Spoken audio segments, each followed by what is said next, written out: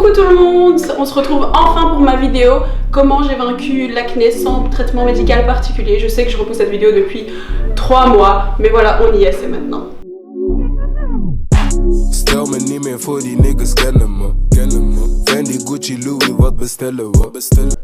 Donc pour ceux qui me connaissent pas, je m'appelle Allegra, j'ai 21 ans, je viens de Bruxelles en Belgique. What is the fixture?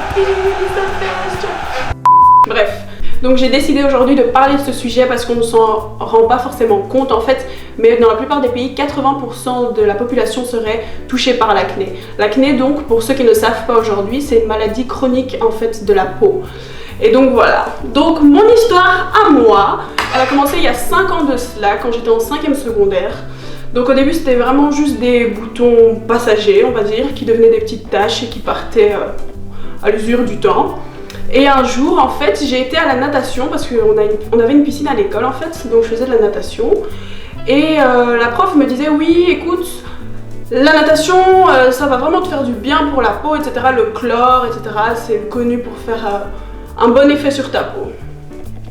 Girl, j'aurais aimé vraiment avoir quelqu'un à l'époque qui me dise de ne pas l'écouter parce que le chlore et l'acné ne font pas bon ménage du tout.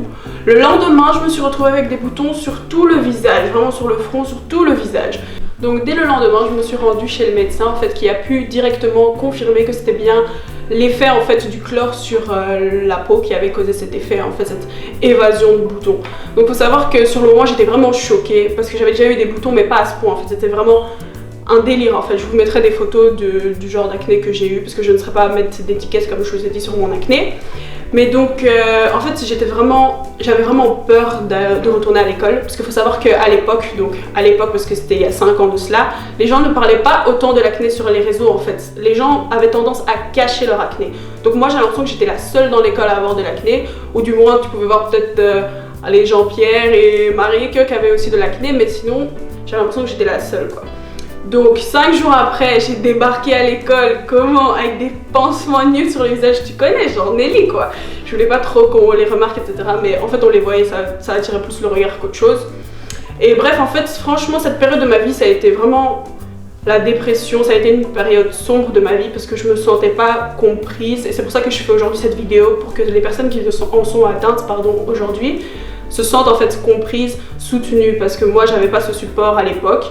Je subissais vraiment le regard des gens. Donc voilà, aujourd'hui si vraiment il y a des personnes qui nous regardent, qui regardent cette vidéo et qui ne sont pas concernées par l'acné, je tiens vraiment à vous demander en fait, je vous implore d'arrêter de faire des remarques négatives aux personnes qui en souffrent, parce que en fait, moi je parlais pour ma part, quand je me réveillais, j'allais directement devant le miroir en fait. Donc je sais que j'ai des boutons sur le visage, ça ne servait à rien de venir vers moi pour me dire oh t'as beaucoup de boutons, oh qu'est-ce qui se passe avec ta peau. En fait moi-même je sais pas ce qui se passe, donc je demande pas ce qui se passe en fait, tu vois.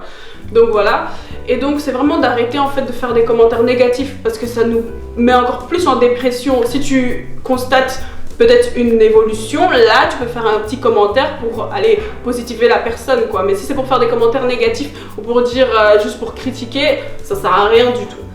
Donc voilà, moi toujours dans ma dépression extrême, j'ai même fait un régime alimentaire. Donc je regardais vraiment sur internet en fait les aliments qui pouvaient causer des boutons, donc tout ce qui est chocolat qui contient des hormones, le lait, le lactose, tout ça. Je ne touchais plus à rien. J'ai même perdu du poids parce qu'en fait j'avais vraiment peur que mon alimentation influence également sur ma peau. Donc voilà, mis à part ne plus manger certains aliments aussi, j'évitais de sortir en fait. C'était vraiment école-maison. Dès que j'arrivais à la maison, c'était laver mon visage, mettre mes produits, mes skincare products, you know, on my skin, et je voulais vraiment plus sortir en fait. Donc c'était vraiment rester un maximum en tout cas à la maison pour mettre les produits. Et c'était aussi la période où je sortais jamais sans maquillage en fait. Aujourd'hui, même si j'ai une belle peau, je pense que ça reste un traumatisme on va dire dans ma tête. C'est que je n'ose pas sortir sans maquillage. Bon, allez, ça m'arrive si je vais au sport quoi, mais sinon j'ai toujours cette habitude de ne pas sortir sans maquillage. Du temps, j'ai vraiment développé une skincare routine, donc que ce soit pour mes boutons et mes taches. Donc voilà, on va commencer vraiment avec les boutons. Donc le matin, je lave mon visage avec Bioderma Sebium. Donc c'est vraiment un gel moussant en fait qui va vraiment nettoyer votre peau et en même temps régulariser votre sébum parce que l'acné c'est causé par l'excès de sébum dans la peau. Ensuite j'applique ma crème de jour qui est également Bioderma en fait.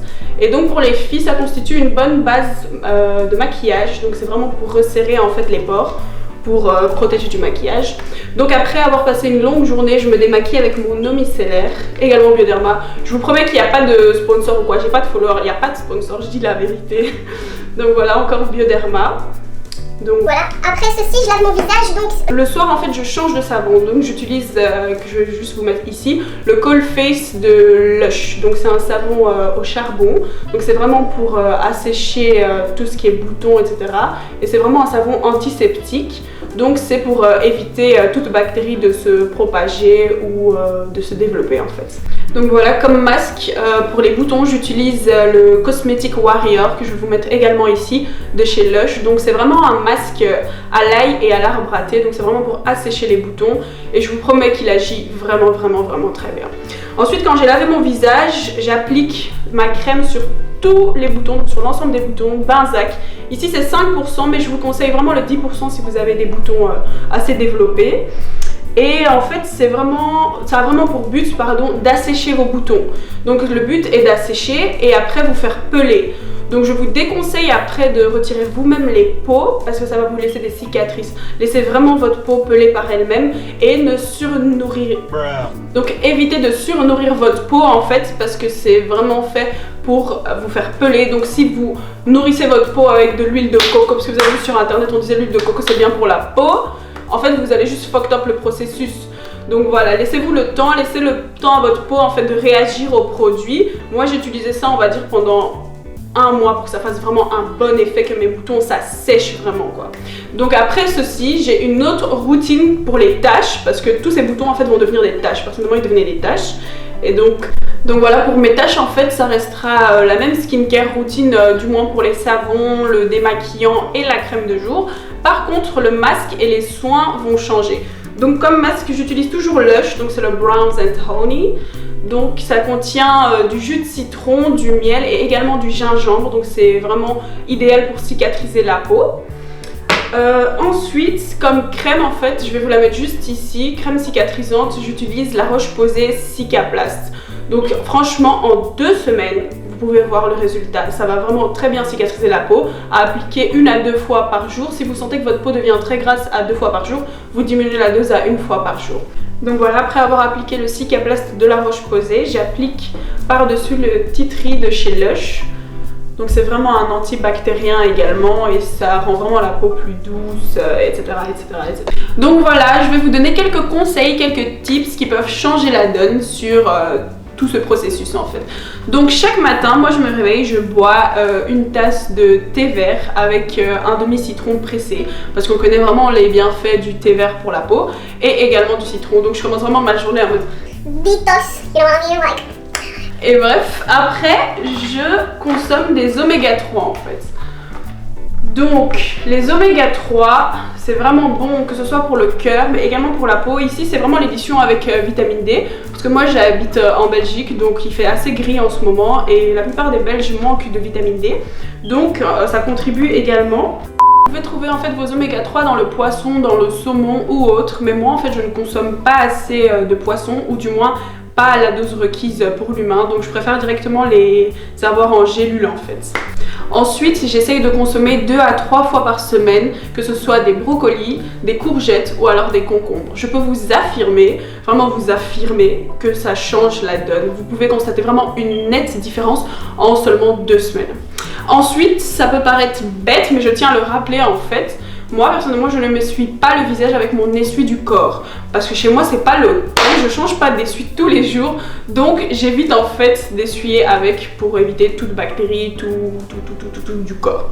Également pour les filles ou même pour les garçons qui ont des cheveux afro et qui ont tendance à les lâcher, évitez de toucher en fait votre visage avec vos cheveux parce que vous mettez du produit, vous mettez du gras sur vos cheveux et quand vous poussez ça sur votre front en fait ça s'imprègne. Moi j'avais tendance à avoir vraiment des boutons tout autour du visage parce que j'ai un afro assez prononcé et donc en fait après votre peau s'imprègne de tous les produits que vous avez mis. Également pour quand vous allez vous coucher sur votre lit, sur votre coussin, donc faire Netflix and chill. Donc quand t'as mis ta tête là en arrière, après tu t'étonnes que t'as des boutons le lendemain, c'est normal cousin, à un moment donné faut bien faire les choses quoi. Et donc voilà, pour les filles, encore, lavez vos pinceaux régulièrement, utilisez des produits non commodogènes, etc., etc., etc. Donc voilà, moi je vous ai fait part de mon secret. Je pense vraiment que le plus important déjà c'est l'entretien de votre peau, etc. Mais par rapport à la consommation, ce sont vraiment vos oméga 3. Moi personnellement, ça a vraiment changé ma vie. Jusqu'à aujourd'hui, j'en prends en fait. Là, c'est vraiment un nouveau paquet avec les vitamines D. J'ai pris genre nouvelle édition pour l'hiver, t'as capté. Mais donc voilà, je suis vraiment ravie d'avoir partagé tout ceci avec vous. Donc je suis vraiment nouvelle également sur YouTube. Donc si vous avez any comments ou quelque chose, vous pouvez le dire. Je vais vraiment prendre ça de manière constructive pour faire de meilleures vidéos à l'avenir, etc. N'hésitez pas à partager, à me suivre sur les réseaux, surtout sur Instagram. Je suis très active dessus. Et donc voilà, merci à tous et j'espère que ceci va fonctionner pour vous et que ça va vous aider.